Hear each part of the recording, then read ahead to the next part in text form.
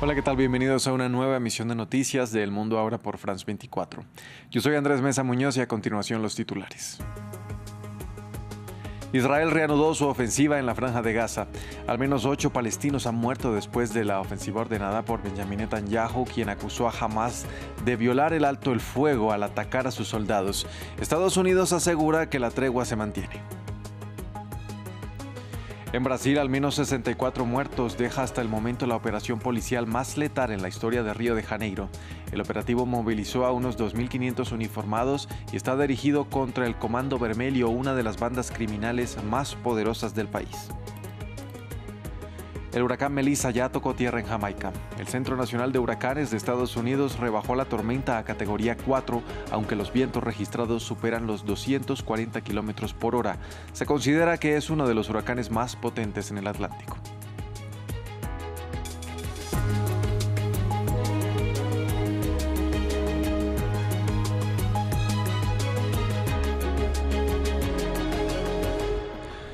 Vamos a iniciar en la Franja de Gaza. Al menos 8 palestinos perdieron la vida en medio de los renovados ataques de Israel que el primer ministro ordenó, asegurando que jamás disparó contra soldados en el sur del enclave palestino.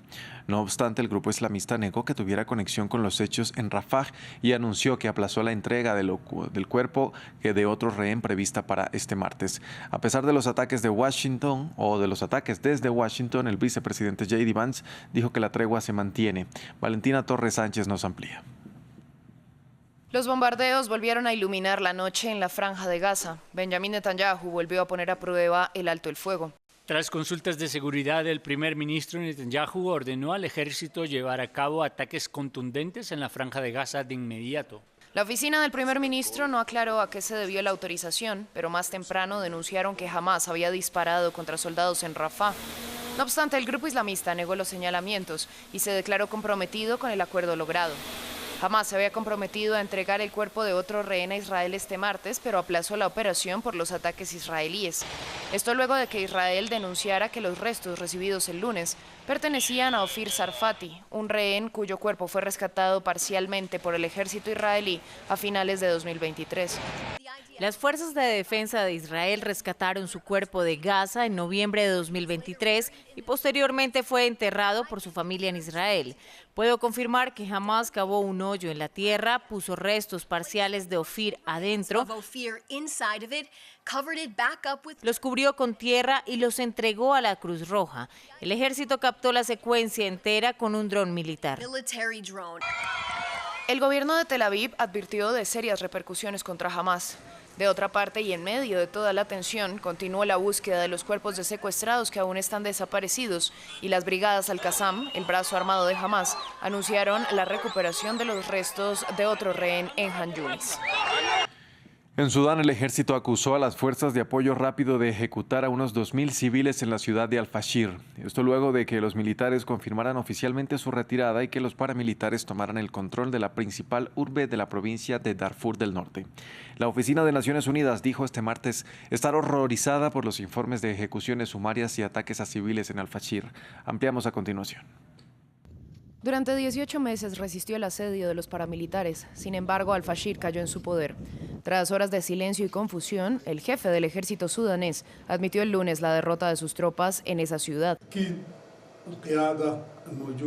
Los líderes, incluidas las fuerzas de seguridad, estimaron que se debía abandonar la ciudad a causa de la destrucción y las masacres sistemáticas de civiles.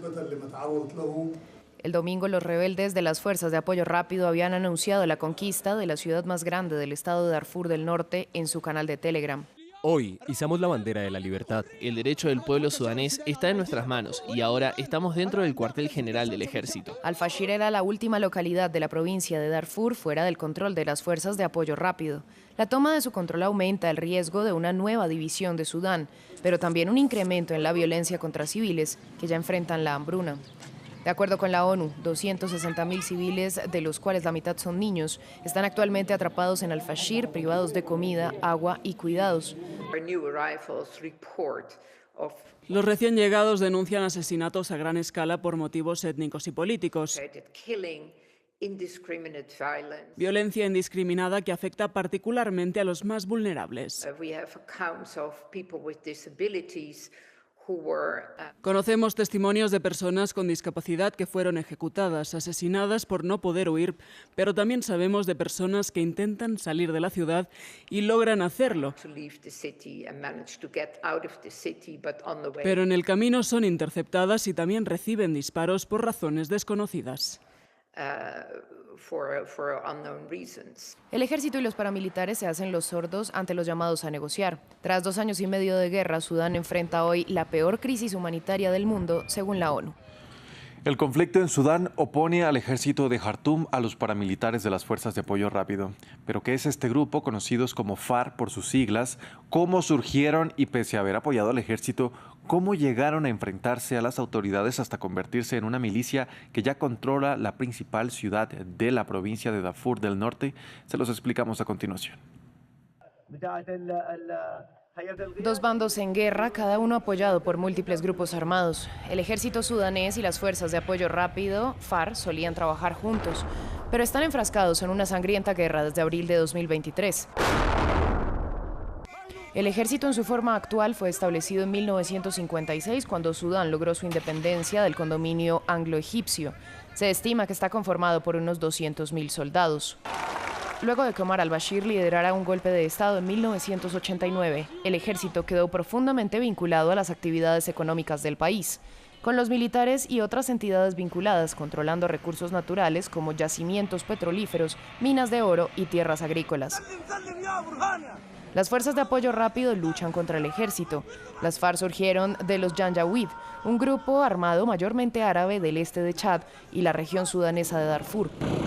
Los Janjaweed fueron usados por el gobierno de al-Bashir en 2003 para ayudar al ejército a acabar con la rebelión en Darfur. Se estima que el conflicto mató alrededor de 300.000 personas y forzó el desplazamiento de más de 2 millones.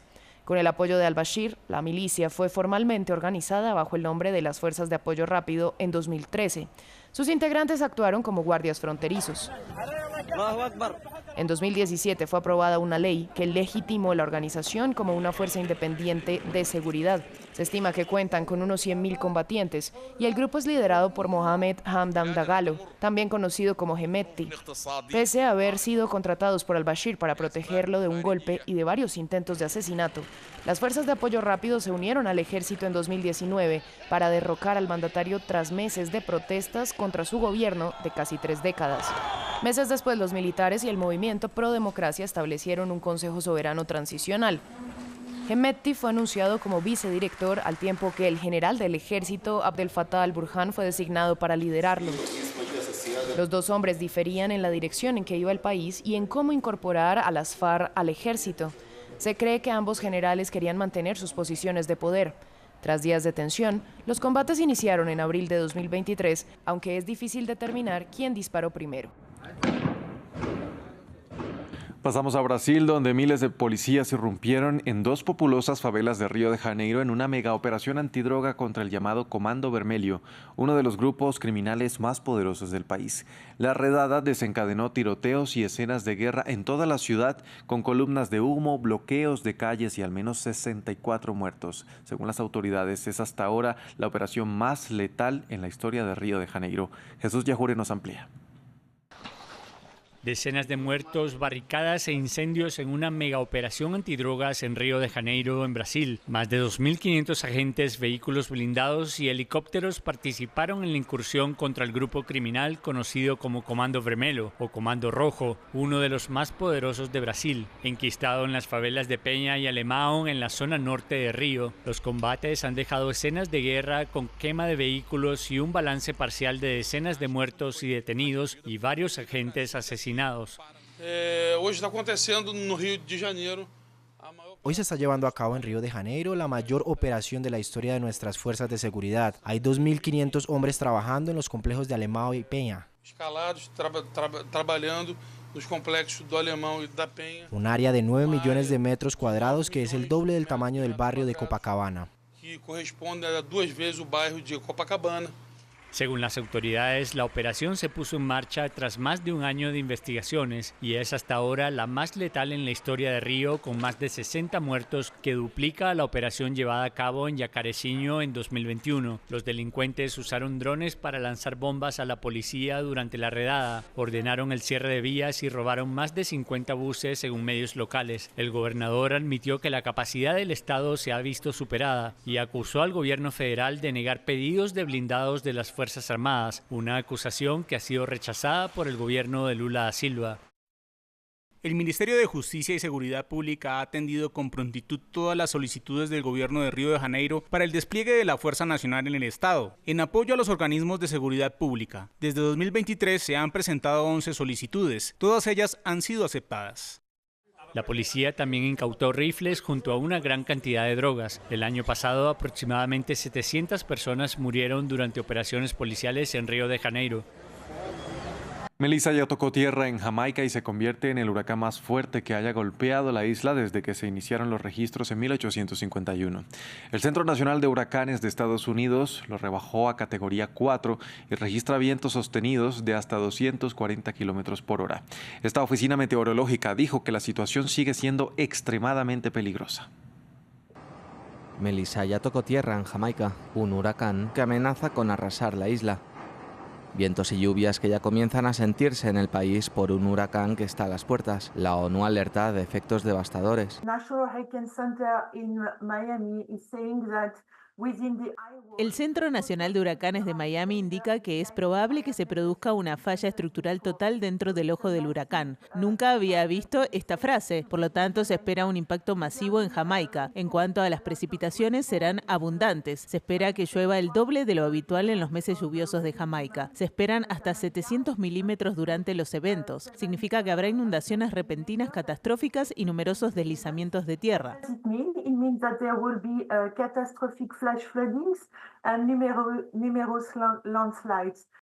Un huracán que por ahora parece no querer tocar la capital del país, donde se concentra más población, pero las estimaciones prevén millones de afectados. La tormenta se desplazó ligeramente hacia el oeste. Inicialmente se dirigía hacia la parte oriental, lo que significa que se alejó del área metropolitana de Kingston, que es una zona muy poblada.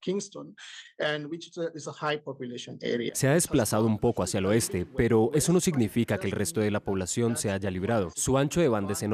Si hacemos una estimación, he mencionado que 1,5 millones de personas podrían verse afectadas. Por el momento, los efectos indirectos de Melissa han provocado la muerte de 2 niñas en Panamá, un huracán que viaja por el Mar Caribe y que también amenaza a países como Cuba o Haití, donde las precauciones ya se están extremando. En noticias de Estados Unidos, el secretario de Guerra Pete Hegseth informó sobre una nueva ofensiva contra lanchas en el Pacífico que, según el gobierno estadounidense, transportaban narcóticos. 14 personas murieron en 3 ataques contra 4 embarcaciones y solo una sobrevivió. Su rescate, según anunció el mismo funcionario, fue liderado por autoridades mexicanas. En Bogotá, la capital colombiana, se desarrolla hasta el 31 de octubre la edición número 42 del Foro Internacional de Derechos Humanos, con la participación de delegaciones de un centenar de países. Los debates giran en torno a cómo las diferentes situaciones que se viven en el mundo, como guerras, conflictos internos y gobiernos que amenazan el multilateralismo, erosionan la confianza mundial sobre los derechos humanos. Nuestro periodista Martín Gripo nos detalló algunos de los principales debates durante este evento internacional. Bogotá fue sede de la edición número 42 del Foro Internacional de Derechos Humanos, en el que participaron aproximadamente delegaciones de 110 países que se congregaron aquí para analizar la situación actual de los derechos humanos en los 5 continentes, afectados principalmente por las guerras en cursos, los conflictos armados internos que viven algunos países y también los gobiernos con tintes totalitarios. Uno de estos temas tiene que ver con la situación en Medio Oriente, con especial foco en la situación de Palestina, donde a las personas aquí presentes llegaron a la conclusión de que en Palestina el colonialismo no ha muerto. Y por supuesto, la Franja de Gaza, la situación en la Franja de Gaza también fue epicentro de estos debates en la que, llegaron a la conclusión de que la guerra que se vivió durante estos últimos 2 años y la situación de devastación que hay en el enclave palestino erosionaron la confianza sobre los derechos humanos a nivel universal. Otro de los puntos tiene que ver con la importancia del multilateralismo mismo, de seguir con estas vías de contactos entre los distintos países y evitar que se corten las relaciones. Esto en un especial foco y de manera indirecta hacia la guerra arancelaria que desató Estados Unidos bajo el gobierno de Donald Trump desde que llegó a la Casa Blanca en enero de 2025. Y por último, uno de los puntos también importante tiene que ver con la desinformación y cómo gobiernos con tintes totalitarios utilizan y aprovechan la desinformación para erosionar la confianza en los derechos humanos y así afectar a las distintas comunidades y distintas sociedades. Hasta aquí ese informativo. Gracias por acompañarnos.